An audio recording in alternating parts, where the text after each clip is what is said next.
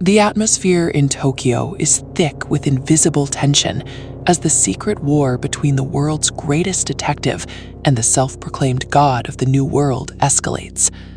L sits in his characteristic crouch, holding a mobile phone as if it were a fragile artifact containing the world's secrets. These phones are driving me absolutely crazy. Every single line in the National Police Agency is ringing off the hook with nonsense.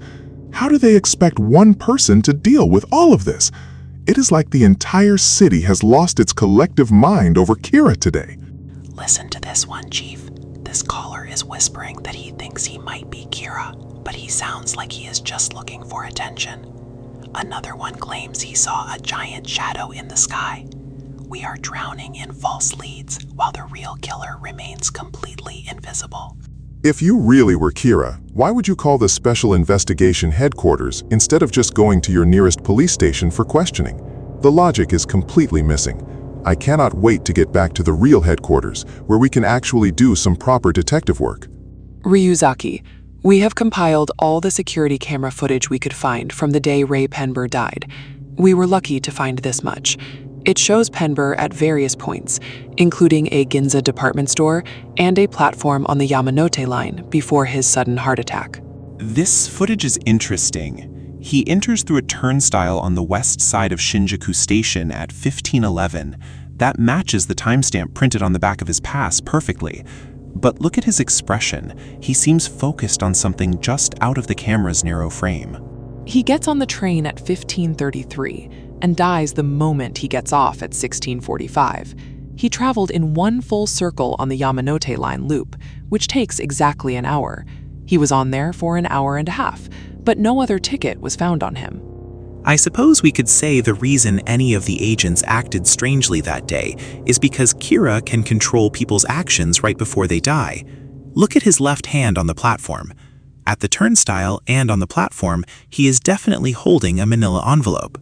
There was nothing like an envelope found on his body, which means he must have left it on the train or it was taken. This is the last known image of Ray Penber alive.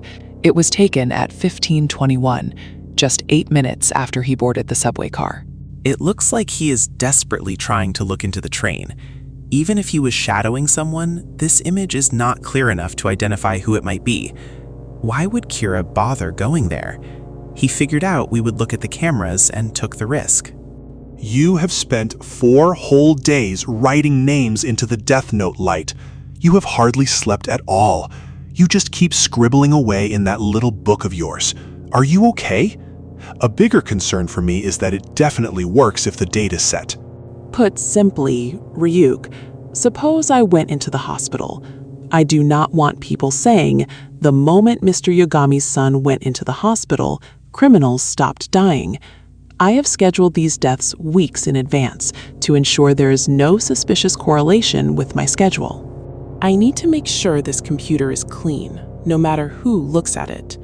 The fact that nothing has happened to me yet is proof that Naomi Misora acted exactly as I wrote in the note. She committed suicide by the afternoon of January 3rd, leaving no evidence. Anyway, now that Ray Penber and Naomi Misora are dead, even if it emerges that I was on that bus, it should not place me under suspicion. Nobody knows about our date at Spaceland. It was our little secret, and now that secret has gone to the grave. While Chief Yagami and Matsuda-san concentrate on what Ray Penber was up to, you keep searching for connections between the 12 FBI agents and those heart attack victims. All right, tell him the number for line 5. Ryuzaki here. Who is on the line with information? Yes, our daughter Naomi Misora was engaged to be married to Ray Penber. Ray Penber's fiancé? I have heard that name before. Naomi Misora joined the FBI in September 2001 and attained the rank of special agent with unusual speed. She was a top-tier investigator. Well, we called her the moment we heard about it on the 25th and told her to come home.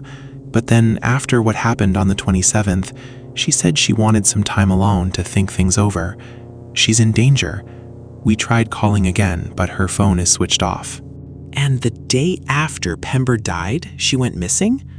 No, Naomi Masora knew she had great inner strength and was an excellent FBI agent. In which case, did Kira get to her first? She might have known something. She was linked to the Penber investigation directly. Then there's his unusual behavior on the Yamanote line. So the one who wanted the file could have been Penber. That's very significant.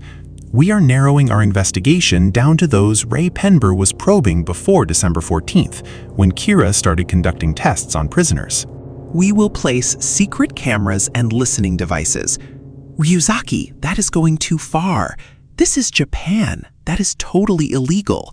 If that caught out, there would be a huge scandal and we would all be fired. So you won't risk your jobs. I thought you were risking lives. Let's see, who were the 2 NPA personnel that Penber was probing before December 14th? Deputy Director General Kitamura and his family, and Detective Superintendent Yagami and his family.